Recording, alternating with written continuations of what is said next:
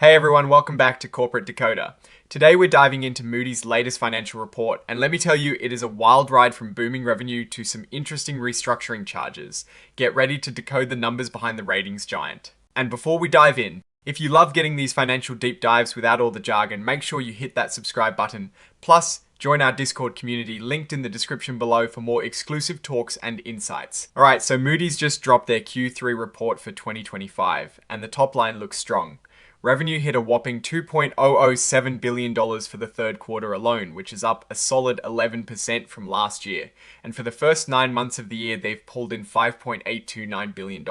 That is a significant chunk of change, showing they're really selling more of their data, insights, and credit ratings. Looking at Moody's Analytics, or MAR as they call it, their external revenue jumped 9% to $909 million for the quarter. This growth is coming from a broad demand for their insurance and KYC offerings, plus their data and research products. Basically, businesses are still hungry for Moody's insights to manage risk. Then you have Moody's Investors Service, or MIS, which saw an even bigger jump of 12% in external revenue, reaching $1.098 billion for the quarter. This surge is thanks to strong investor demand and tight credit spreads, meaning companies are taking out more loans and bonds. And MIS is happily rating them. Now, expenses, here is an interesting part. Total operating and selling, general and administrative expenses for the quarter were pretty much flat at $945 million compared to $946 million last year. That might sound boring, but it is actually good news. While they had higher salaries and more headcount to support their growth in recent acquisitions like Cape Analytics, they managed to bring down incentive compensation. This signals that while they're investing in people and growth, they're also being mindful of not overspending, especially when financial performance is strong. But here's where it gets a bit more complicated. Restructuring charges shot up to $21 million this quarter, a massive jump from just $6 million last year. This is tied to their strategic and operational efficiency restructuring program. Think of it as Moody's trying to streamline its operations, cut down on some staff, and exit certain office leases. It is a significant investment in efficiency, but it comes with a big upfront cost. This program is expected to cost them between $170 to $200 million in total personnel, related charges, and other costs. And then there are charges related to asset abandonment, which went from $15 million last year down to just $1 million this quarter. This is actually good news, as it is related to their decision to outsource some of their sustainability content production. Less of these kind of charges means they're moving past those particular costs. On the non-operating side, their net expense went up from $35 million last year to $50 million this quarter. This is mainly because of higher foreign exchange losses, and some big gains they had last year from selling off investments in other companies. So while revenue is up, these non-operating items are a bit of a drag. However, despite some of these costs, Moody's operating margin soared to 45.7%, up from 40.7% last year. This is a massive 500 basis point improvement, even when you look at their adjusted operating margin, which excludes some of those restructuring and abandonment charges. It is also up significantly to 52.9%. This shows that their core business is incredibly profitable and growing, and that profitability is showing up in their earnings per S-share. Diluted EPS jumped 23% to $3.60. Even their adjusted diluted EPS, which is a cleaner look at their operating performance, is up 22% to $3.92.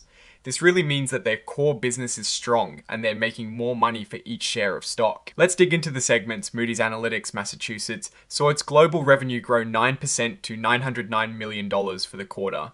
This isn't just about more customers, but also about them getting more recurring revenue, which grew an impressive 11%. Their ARR, or annualized recurring revenue, which is like a snapshot of their subscription sales, is up 8%. Within MAR, their Decision Solutions segment had a strong quarter, with revenue up 11%. Insurance revenue specifically jumped 16% thanks to demand for their catastrophe modeling tools and contributions from recent acquisitions like Predicate and Cape Analytics, GuyC, or Know Your Customer Solutions. Also saw a 19% revenue boost. Banking revenue was flat though, as they continued to shift from older software sales to newer cloud-based subscriptions. Their Research and Insights, or R&I business, also grew, with global revenue up 7%. This is driven by more sales of their credit research and better customer retention. And Data and Information segment revenue is up 9%, showing steady demand for their data feeds and company data applications. Despite some investments in headcount and new tech, Massachusetts adjusted operating income jumped 24% to $313 million. Their adjusted operating margin expanded significantly too, reaching 34.3%. This is a really positive sign for MA, showing they're not only growing revenue, but also becoming more efficient. Now, onto Miss Moody's Investors Service. Their global revenue surged 12% to $1.098 billion for the quarter.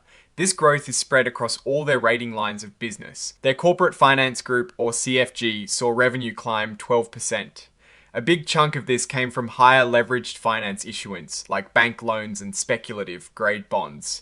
Basically, companies, especially those with higher risk, are borrowing more. The Structured Finance Group, or SFG, also grew up 8%.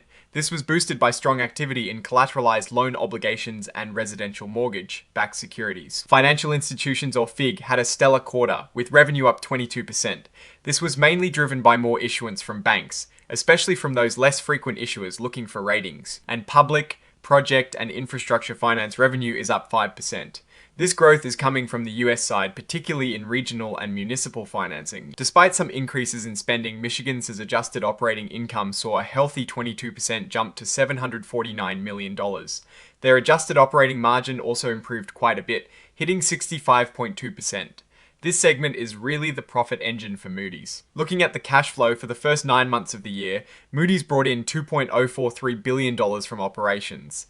This is slightly down from last year, mainly because they paid out more in income taxes and higher incentive compensation. However, the underlying operating income grew, which is a stronger fundamental story. Investing activities show a dramatic shift. This year, they actually provided $44 million in cash, a huge improvement from using $875 million last year. This is thanks to selling off a lot more investments and fewer purchases, partly because they didn't make as many large investments in other companies like they did last year. Financing activities, however, show a much higher cash outflow this year, jumping to $2.454 billion used. This big jump is mainly because they paid off a large chunk of their debt, around $700 million, and also continued their share buyback program aggressively. All this leads to free cash flow, which is their operating cash minus capital expenditures. It was $1.798 billion this year, a bit lower than last year, but still a massive amount of cash being generated. This means they have plenty of money to reinvest in the business, pay dividends, and buy back stock. Looking at some key performance metrics, Moody's Analytics AR, that annualized recurring revenue, is now standing at $3.361 billion, up 8% year over year. This is a really important number because it shows the predictable ongoing revenue from their subscription services, which is super valuable for any business. The growth here is solid across all their sub-segments like decision solutions, research and insights, and data and information. Now, a couple of leadership notes caught my eye in July. Both their CEO, Robert Fauber, and General Counsel Richard Steele adopted trading plans. Basically, they're setting up plans to sell some of their company's stock over the next year or so. This isn't necessarily a bad thing. It is often done for diversification. But it is worth noting those transactions are coming.